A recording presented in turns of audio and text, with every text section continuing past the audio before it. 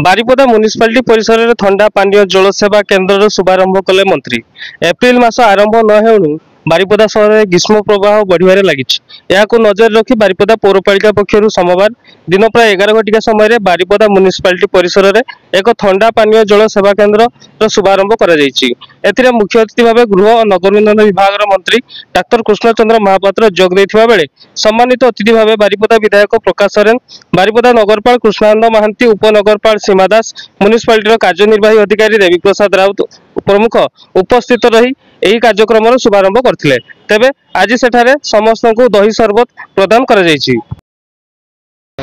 प्रचंड रुद्रताप को आखि आगे रखिकी बारिपदा म्युनिसिपालिटी तरफ आज गोटे ठंडा पानीय जल केन्द्र माननीय नगर उन्नयन विभाग मंत्री और बारिपदा विधायक द्वारा आज उद्घाटित होती। यहाँ ए बारिपदा म्युनिसिपालिटी परिसर में चलो। परवर्ती समय बारिपदार पौरांचल विभिन्न स्थान में आमर सबू पानीय जल केन्द्र 2-4 दिन भितर आमर आरंभ हो।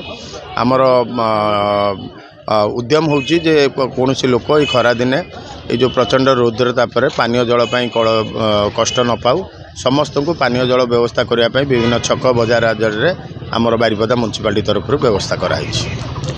आज पानीय जल बंटन आज शुभारंभ आज बारिपदा म्युनिसिपालिटी तरफ खरा दिन पहुँचला। खरार उष्णता बढ़ी बढ़ी चली बर्तमान एवं पानी जल आवश्यकता प्रत्येक जगार सब समस्त आवश्यकता रही। तेणु विभिन्न वार्ड में 28टा वार्ड को प्राय थर 50 कि 48 कि 50 पखापाखि कि बेसी हम केन्द्र खोल पानी साधारण लोक देवाई।